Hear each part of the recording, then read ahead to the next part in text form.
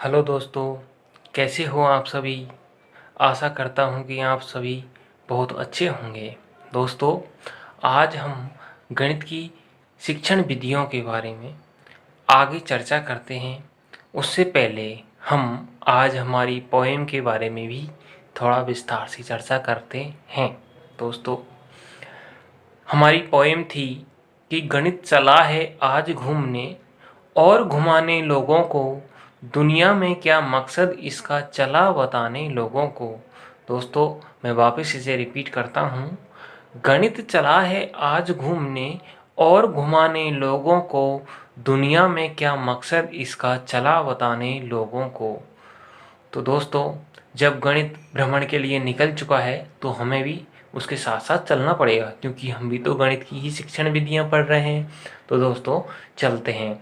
जब गणित रास्ते में चल रहा होता है, गणित के टीचर, तो उन्हें रास्ते में बायो के टीचर मिलते हैं। जब बायो के टीचर मिलते हैं तब वो आपस में बात करते हैं और बायो टीचर गणित के टीचर से कहते हैं कि हमारे जो विषय है उसके अंतर्गत हम किन विषयों को पढ़ाते हैं। तो उन्होंने कहा, बायो टीचर ने, कि हमने जुड़वा बच्चों को अलग करके नई जिंदगी दी है। हमने जुड़वा बच्चों को अलग कर नई जिंदगी दी है। तभी में टीचर ने कहा, क्या आपने ऐसी कोई तकनीक बनाई है, क्या आपने ऐसी कोई तकनीक बनाई है जिसमें अलग हुए बच्चों ने जुड़कर एक जिंदगी पाई है। मैं टीचर क्या कहते हैं दोस्तों, क्या आपने ऐसी कोई तकनीक बनाई है जिसमें अलग हुए बच्चों ने जुड़कर एक जिंदगी पाई है। यदि नहीं तो अपने ज्ञान की एक सीढ़ी और चढ़ो, अपने ज्ञान की एक सीढ़ी और चढ़ो और आज घर जाकर बाइनरी ऑपरेशन का कंसेप्ट पढ़ो। आज घर जाकर बाइनरी ऑपरेशन का कंसेप्ट पढ़ो, जिसमें दो एलिमेंट मिलकर एक नया एलिमेंट बनाते हैं और स्वयं को संसार का एक नया प्राणी पाते हैं। तो फिर दोस्तों, बायो टीचर कहने लगे, आप मैथमेटिक्स से एक चीज़ बताइए और बच्चों के जुड़वा होने का एग्जैक्ट लॉजिक समझाइए। बच्चों के जुड़वा होने का एग्जैक्ट लॉजिक समझाइए। दोस्तों, इस प्रक्रिया को हम आगे भी जारी रखेंगे, तो आप हमारे साथ में बने रहिए। और आपके वीडियोज, जो आपके लिए जो वीडियोज बनाए गए थे दोस्तों, उसके बाद में जो आपका रेस्पॉन्स था बहुत ही हमें मोटिवेट करने वाला था दोस्तों। आपके कमेंटों ने हमारा दिल जीत लिया दोस्तों। मैं और मेरी टेक्निकल टीम आपका तहे दिल से शुक्रिया अदा करती हैं दोस्तों। आपने हमें मोटिवेट किया है दोस्तों। और आज मैं ये बताना चाहता हूँ कि हम एक गणित के लिए एक बहुत बड़ी श्रृंखला के लाएंगे और आप सभी का साथ इसमें हमारे लिए बहुत ही अच्छा रहेगा दोस्तों। मेरी टेक्निकल टीम के सदस्य कपिल और तुषार, जो कि अपने यूनिक फैक्ट्स के माध्यम से यूनिटी फैक्ट्स, जो कि संसार के सबसे यूनिक फैक्ट हैं, उनके बारे में बताते हैं। तो दोस्तों, अब हम हमारे टॉपिक की तरफ चलते हैं। तो हमारा टॉपिक है आज का शिक्षण उद्देश्य। जब हम किसी भी कार्य को करते हैं तो उस कार्य को करने के पीछे कोई न कोई अर्थ होता है। और दोस्तों, अर्थ अर्थ ही उद्देश्य बनाते हैं दोस्तों। वो जो अर्थ होता है वही उद्देश्य होता है। तो उद्देश्य क्या होता है, इसकी परिभाषा देख लीजिए। क्योंकि हमने पिछले वीडियो में आपको कुछ मैथमेटिक्स की, गणित की परिभाषाएं बताई थी, उनके उसके माध्यम से हमने आपको बताया था कि गणित की परिभाषाओं के माध्यम से गणित की क्या महत्ता है, गणित का हमारे दैनिक जीवन में क्या उपयोग है और गणित का इस संसार जगत में क्या उपयोग है। ये सारी चीज़ें हमने आपको पिछले वीडियो में बताई है, वहाँ पर हमने चर्चा की थी। साथ ही अब हम चर्चा को आगे बढ़ाते हैं और हम बताते हैं आपको कि उद्देश्य की परिभाषा क्या है। तो दोस्तों, उद्देश्य ऐसा वांछित व्यवहारगत परिवर्तन होते हैं उद्देश्य ऐसा वांछित व्यवहारगत परिवर्तन होते हैं जो शिक्षण अधिगम क्रियाओं के माध्यम से लाए जाते हैं। दोस्तों, जब हम किसी चीज़ के बारे में जानते हैं, कुछ सीखते हैं, तभी हम हमारे उद्देश्यों का निर्माण कर पाते हैं। यह गणित बताता है। दोस्तों, यह एक ट्रायंगल है और ट्रायंगल क्या बताता है, देखिए, उद्देश्यों की पूर्ति के लिए सबसे पहले हमारे पास साधन होने चाहिए और साधन हमारे पास अधिगम है। अधिगम का मतलब इंग्लिश के अंदर लर्निंग से है। साथ ही साथ यदि इसके दूसरे हिंदी के दूसरे शब्दों में रूपांतरित किया जाए तो इसे अधिगम को सीखना भी कहते हैं। और इसके बाद में साधन और अधिगम के बाद में हमें ये प्रमाण और मूल्यांकन के रूप में मिलता है। तो दोस्तों, ये ट्रायंगल की जो डायरेक्शन है, तो उद्देश्य से हम साधन या अधिगम की तरफ जाते हैं और फिर साधन अधिगम से हम प्रमाण या मूल्यांकन की तरफ जाते हैं। और दोस्तों, फिर प्रमाण और मूल्यांकन जब हमें मिल जाते हैं तो फिर हम उद्देश्यों को प्राप्त कर पाते हैं। तो दोस्तों, आज हम उद्देश्यों की बात करेंगे कि उद्देश्य किस किस तरीके की होते हैं। तो दोस्तों, उद्देश्य होते हैं दो तरीके के, सामान्य उद्देश्य और विशिष्ट उद्देश्य। अब जहां इस सारणी के माध्यम से हम इनमें अंतर भी कर पाएंगे। दोस्तों, सामान्य उद्देश्यों को हम शैक्षिक उद्देश्य भी कहते हैं। पॉइंट ऑफ व्यू से ये एक एक वर्ड बड़ा ही इंपॉर्टेंट है। दोस्तों, सामान्य उद्देश्यों को हम शैक्षिक उद्देश्य भी कहते हैं और शैक्षिक उद्देश्यों को हम साध्य भी कहते हैं। इसी तरह से विशिष्ट उद्देश्यों को हम प्राप्य उद्देश्य कहते हैं।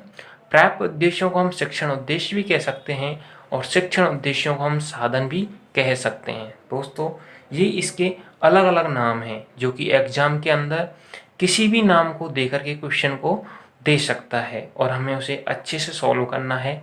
दोस्तों, आगे हम चलते हैं। जो सामान्य उद्देश्य हैं तो उनका जो टाइम होता है, टाइम पीरियड काफ़ी लंबा होता है, ये दीर्घकालिक होते हैं और साथ ही साथ इनका जो क्षेत्र है, क्षेत्र भी काफ़ी बड़ा होता है, व्यापक क्षेत्र होता है, विस्तृत क्षेत्र होता है। जबकि प्राप्य जो उद्देश्य हैं उनका जो कार्यकाल होता है या समय अवधि होती है वो एक अल्पकालिक समय अवधि होती है और यह अल्पकाल में ही प्राप्त हो जाते हैं। जैसे दोस्तों, हमें हमारा परीक्षा का जो परिणाम है वो वर्ष के अंत में ही हमें प्राप्त होता है। जबकि हमें जो शिक्षा जैसे कि हमें क्लास के अंदर जब पढ़ाया जाता है तो उस पर्टिकुलर एक क्लास के अंदर किसी टॉपिक के किसी कंसेप्ट को समझाया जाता है तो वो विशिष्ट उद्देश्य के अंदर आ जाता है। दोस्तों, जब विशिष्ट उद्देश्यों से ही हम सामान्य उद्देश्यों को पूरा कर पाते हैं, यह यहाँ पे भाव निहित है। इसी तरह से हम सामान्य उद्देश्यों की प्रकृति की बात करते हैं। जो प्रकृति है वो सैद्धांतिक तथा दार्शनिक टाइप की होती है। सैद्धांतिक और दार्शनिक तरीके की होती है, मतलब इससे हम गहन चिंतन कर पाते हैं। सैद्धांतिक हम कोई सूत्र का प्रतिपादन कर पाते हैं। इस तरह की काफ़ी विस्तृत क्षेत्र होने के कारण इनकी प्रकृति सैद्धांतिक तथा दार्शनिक भी होती है। साथ ही साथ दोस्तों, विशिष्ट उद्देश्य या प्राप्य जो उद्देश्य है उनकी प्रकृति मनोवैज्ञानिक होती है, मनोवैज्ञानिक होती है। साथ ही साथ इनका जो क्षेत्र होता है वो संकीर्ण होता है। जैसा कि मैंने आपको बताया दोस्तों कि कक्ष के अंदर ही हम इस विशिष्ट उद्देश्य को प्राप्त कर सकते हैं।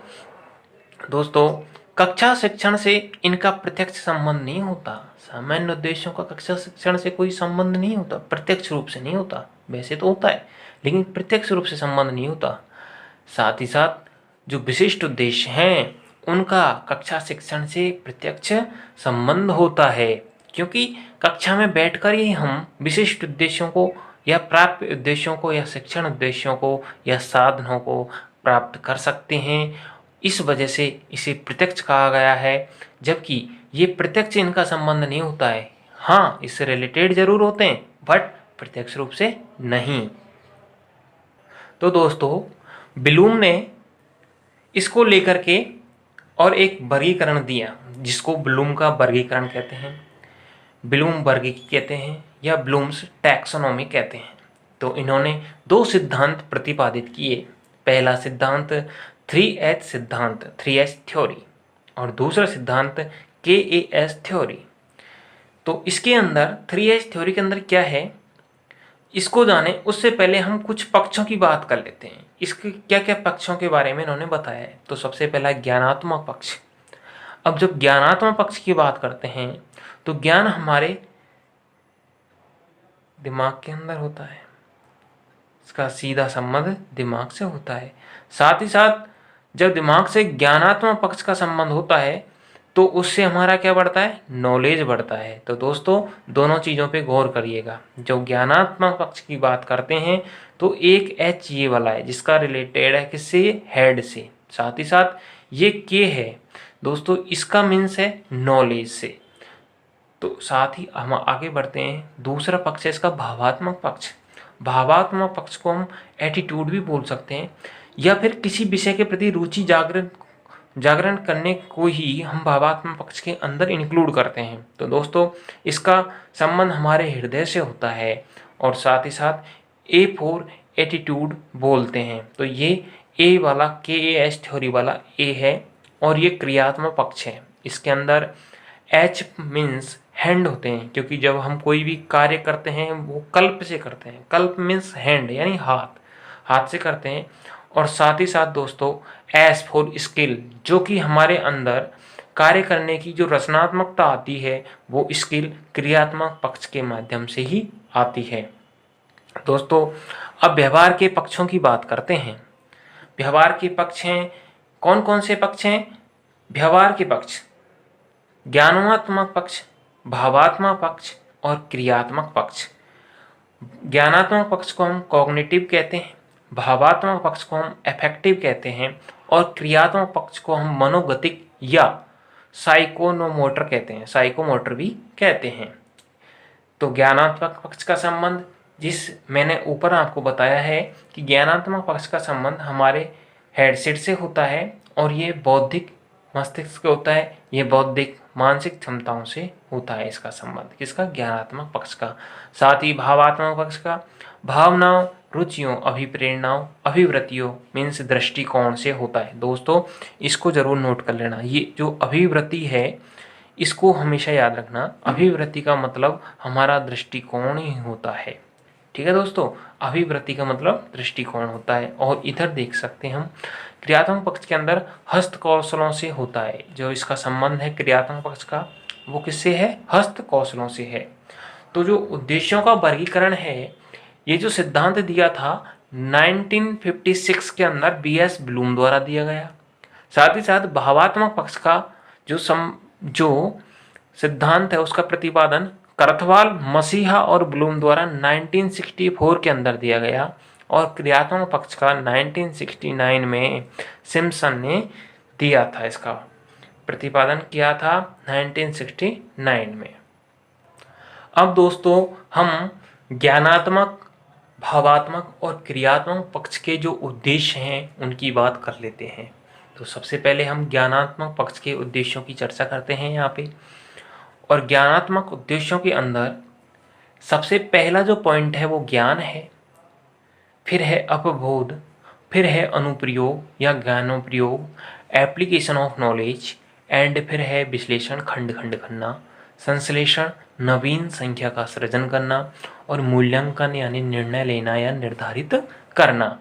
तो दोस्तों यहाँ पे ये सरल से कठिन की ओर इसका डायरेक्शन है ना। तो इसमें जो निम्नतम स्तर है वो ज्ञान रहेगा और जो उच्चतम स्तर है वो दोस्तों क्या रहेगा, मूल्यांकन रहेगा। तो यहाँ ज्ञान निम्नतम स्तर है।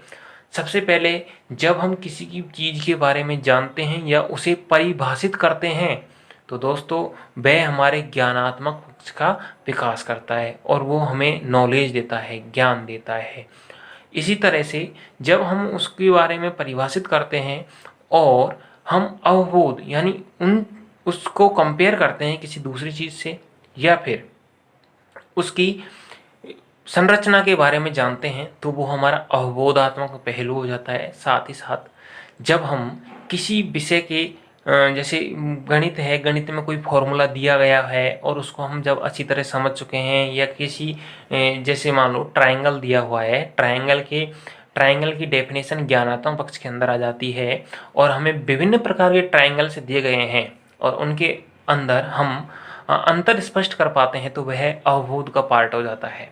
और दोस्तों, हम किसी भी ट्रायंगल का एरिया निकाल पाएँ हैं, एरिया निकाल पाएँ या फिर हम उसका जैसे पैरामीटर निकाल पाएँ, आदि सारी चीज़ें ये अनुप्रयोग के अंदर आ जाती है या ज्ञानोपयोग के अंदर आ जाती है या एप्लीकेशन ऑफ नॉलेज भी कहलाती है। और दोस्तों, विश्लेषण करना यानी खंड खंड कर देना। जैसे हमारे सामने कोई बड़ी समस्या आती है तो हम उसको टुकड़ों में विभाजित करते हैं, उसी प्रकार से गणित के अंदर विभिन्न समस्या हम हर कदम पर हम समस्याओं का समाधान करते हैं गणित के अंदर। इसलिए दोस्तों, जिस प्रकार से हम जीवन में गणित की समस्याओं को समाधान करते हैं, दोस्तों जीवन के अंदर हम जब हमारी समस्याओं का समाधान करते हैं, उसी प्रकार से गणित भी एक ऐसा विषय है जहाँ पर हम सिर्फ समस्याओं का समाधान करते हैं। उसी तरह से इन्हीं चीज़ों को हमें जीवन में भी फॉलो करना चाहिए। तो गणित में ये कहा गया है कि जब कोई बड़ी समस्या हो तो उसे पार्टों में डिवाइड कर देना चाहिए, तो उसको हम विश्लेषण कहते हैं। और फिर संश्लेषण, नवीन संख्या का सृजन करना। अब जो विश्लेषण के बाद में जो खंड खंड हुए पार्ट हैं, उन सभी को जोड़ करके जो निष्कर्ष निकलता है उसे ही हम संश्लेषण कहते हैं। और उसके बाद में निर्णय लेना या निर्धारित करना, यह मूल्यांकन का भाग है। तो दोस्तों, मूल्यांकन के अंदर क्या सही है क्या गलत है या किस तरह से हमें ये करना चाहिए, ये सारी चीज़ें मूल्यांकन का पार्ट है। और निर्णय लेना या निर्धारित करना, यही मूल्यांकन का पार्ट है और यह उच्चतम स्तर है, जबकि जो ज्ञान है वो एक निम्नतम स्तर है। दोस्तों, निम्नतम स्तर ज्ञान है और मूल्यांकन उच्चतम स्तर है। तो यहाँ पे क्वेश्चन पूछा जाता है ज्ञानात्मक पक्ष के उद्देश्यों में निम्नतम स्तर कौन सा है, तो ज्ञानात्मक पक्ष के उद्देश्यों में हमारा ज्ञान ही निम्नतम स्तर है। और यदि पूछा जाए कि उच्चतम स्तर कौन सा है, तो उच्चतम स्तर हमारा मूल्यांकन है। दोस्तों, भावात्मक पक्ष के उद्देश्य, जिस तरह से हमने अभी ज्ञानात्मक पक्ष के उद्देश्यों की बात की थी, उसी प्रकार से अब हम भावात्मक पक्ष के उद्देश्यों की बात करते हैं। और दोस्तों, यहाँ से 100% हमें एक या क्वेश्चन 2 क्वेश्चन जरूर ही हमें यहाँ से एक मिलते हैं। दोस्तों, भावात्मक पक्ष के उद्देश्य, भावात्मक पक्ष के हम कहते हैं अफेक्टिव डोमेन। तो इसकी जो प्रतिपादन किया था 1964 में करथवाल, मसीहा और ब्लूम के द्वारा किया गया। इसका जो संबंध होता है वो भावनाओं से होता है, या फिर हम किसी की प्रेरणा पाकर जो कार्य करने लग जाते हैं, तो जो प्रेरणाएं मिली हैं वो भावात्मक पक्ष के अंदर ही होती है। और अभिवृत्ति यानी होता है दोस्तों दृष्टिकोण, जैसा कि मैंने पीछे भी बताया था अभी आपको। तो दृष्टिकोण, ये वर्ड बड़ा ही इम्पोर्टेंट है क्योंकि ये वर्डों की माया है इसके अंदर।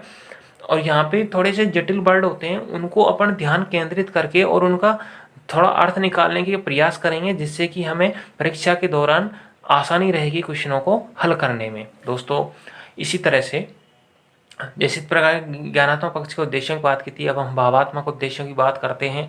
और यहाँ पर सबसे पहला जो उद्देश्य है वो आग्रहण है, दूसरा उद्देश्य अनुक्रिया है, अनुमूल्यन है, संगठन है और चरित्रीकरण है।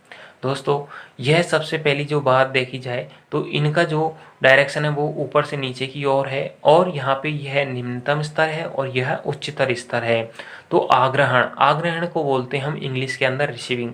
अब दोस्तों, आग्रहण को जब आपने इंग्लिश वर्ड सुना रिसीविंग, तो आपको अच्छा लगा होगा और ये तुरंत से याद भी हो गया होगा। तो आग्रहण यानी रिसीविंग यानी होता है प्रश्न पूछना। जैसे गणित का किसी टॉपिक को पढ़ाया गया, उसके अंदर किसी फॉर्मूले को बताया गया, तो जब फॉर्मूले को बताया गया तो या फिर किसी कंसेप्ट को समझाया गया, तो उसके अंदर बच्चे के मन में यदि कोई डाउट स्टार्ट हो जाता है दोस्तों, तो वो प्रश्न पूछना ही आग्रहण है, रिसीविंग वो ही कहलाता है।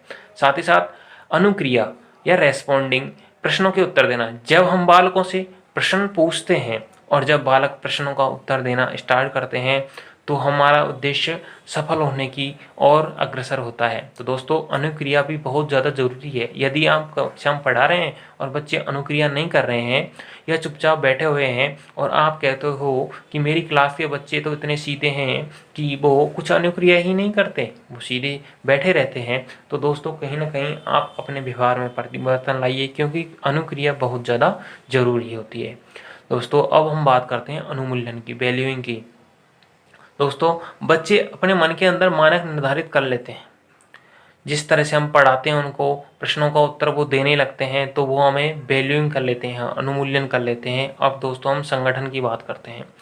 संगठन को हम बोलते हैं ऑर्गेनाइजिंग। ऑर्गेनाइजिंग मीन्स सामान्यीकरण। सामान्यीकरण का मतलब क्या हुआ? अब दोस्तों ये थोड़े हिंदी के जो शब्द हैं उनको हमें व्यवहार में लाना ही होगा, तब जाके हम एग्जाम के अंदर इनको सफल रूप से प्रयोग कर पाएंगे। सामान्यीकरण का मतलब है कि जो जो ज्ञान हमें पहले से मिला हुआ है और हम जो नया ज्ञान हमें मिल रहा है, जब दोनों को हम जोड़ देते हैं, जो बॉन्डिंग बनती है दोस्तों, उसे ही हम संगठन कहते हैं। क्या कहते हैं दोस्तों? संगठन कहते हैं। अब फिर हमारा अगला जो वो है स्तर है वो है चरित्रीकरण। चरित्रीकरण कैरेक्टराइजिंग। तो जो स्वभाव का जब हिस्सा बन जाती है चीज़ें, जैसे कि हम कोई कविता बोलते हैं या हम कोई गाना बोलते हैं, गाना गुनगुनाते हैं, तो वो एक स्वभाव में आ जाती है।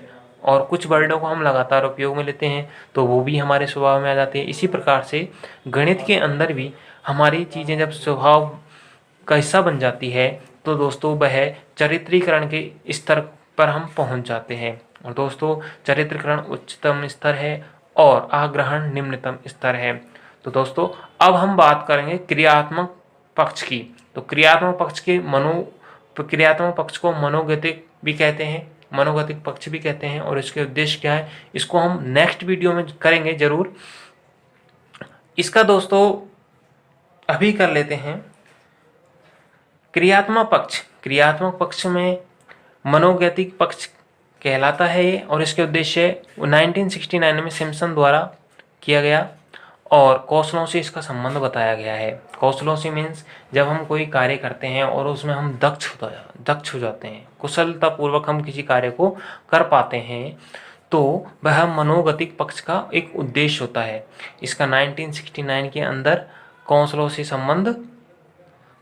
संबंध इसका बताया गया है। दोस्तों इसमें जो निम्नतम स्तर है या पहला स्तर है, तो पिछले जो भावात्मक पक्ष के उद्देश्य पढ़े थे उसी प्रकार से इसमें निम्नतम स्तर उद्दीपन या अनुकरण है।